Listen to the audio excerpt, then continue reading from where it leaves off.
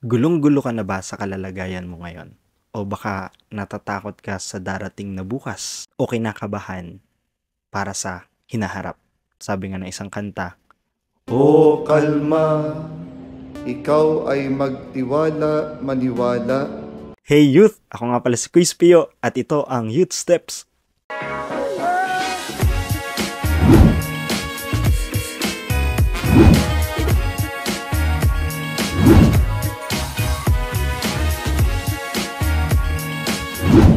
Tuwing Lunes, tayo ay magkakaroon ng tambay upang isabuhay ang ating pagninilay last Sunday. At last Sunday nga, ating ipinagdiwang ang Pentecost Sunday. Sabi nila, the birth of the church. Birthday ng ating simbahang Katolika. Alam nyo, may isang significant phrase na talagang tumatak dito sa gospel nitong last Sunday. Ano yon? Peace be with you. Diba sa misa ginagamit din natin ito? Bakit nga ba tayo nagbibigay ng kapayapaan sa isa't isa? Noong mga panahon na yun, yung mga apostol, nakapangid sila kasi natatakot sila sa mga Hudyo. At ang unang bati ng ating Panginoon ay, peace be with you. Para bang sinasabi na, huwag kayong matakot.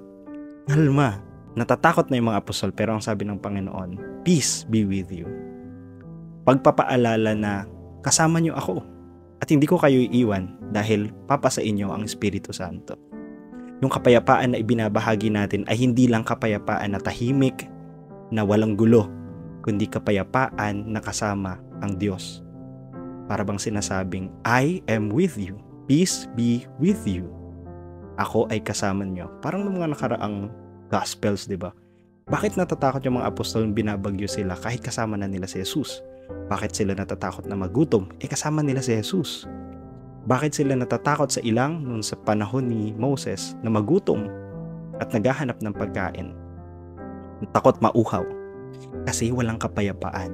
Itong Pentecost Sunday ay pagpapaalala na kapag humaharap tayo sa isang pangyayari na natatakot tayo, why not ask for God's guidance? Ask for Jesus' presence, God's presence in us, so that peace may be in us. Sa aking pagninilay, parang pinapaalala kung bakit naging birth ito ng church. Because dito, pinagtitibay at lalong ipinakita ang tatlong persona sa iisang Diyos.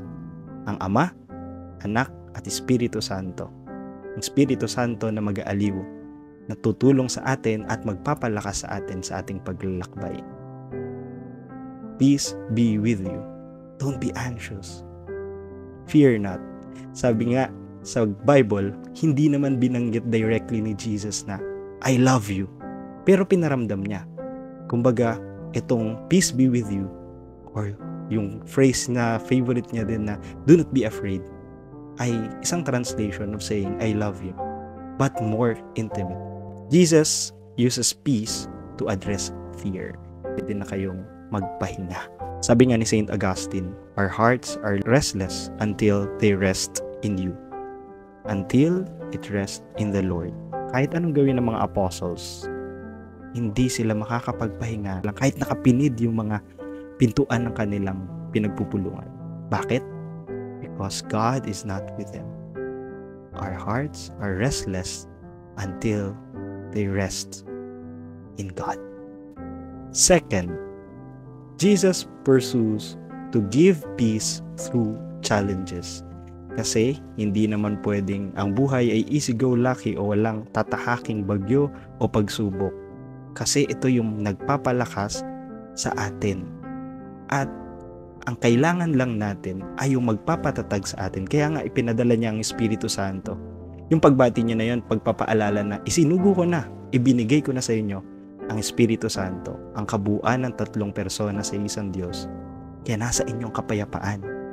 Ipinapaalala na nasa atin na ang presensya ng Diyos Ama, Anak at Espiritu Santo. At itong Espiritu Santo ang magpapalakas at aaliw sa atin sa kapighatian at paghihirap. And lastly, Jesus uses peace to secure purpose. Sabi niya nga dun sa last part, peace be with you. As a Father has sent me, I am sending you. Nag-delegation na, nag-utos na siya noong ascension Pero ngayon, ngayong Pentecost, ipinapaalala muli, paano nga ba niya isinusugo ang mga apostol? Again, dito pinapakita ang tatlong persona. Ang Diyos Amang nagsugo sa anak at ngayon isinusugo ng anak ang Espiritu Santo upang gabayan ang mga apostol. Pagpapaalala na ako ay kasama niyo. And isang pagpapaalala rin na kapag nahihirapan at kapag kino-question yung otoridad, yung kakayanan at yung gift mo, ipinapaalala na kasama mo siya. Na ibinigay niya na sa'yo yung authority na yon, yung purpose na yon. It secures your purpose as Christians. We are Catholics. We are baptized by the name of the Father, the Son, and the Holy Spirit. And that is our purpose, to live out love, unity, and peace in us, to be signs of God's love to one another. Pakahirap, no? Na ipagpatuloy o maging payapa sa harap ng mga maraming pinagdaraanan. Pero, pinapaalala na sa mundo, habang nabubuhay, hindi naman nawawala yung problema. Ang mahalaga, choose your peace. Choose God's peace. Hindi ibig sabihin na you will just remain silent against injustices, but you will choose peace. You will choose justice. You will choose to love rather than to hate, rather than injustice, rather than war.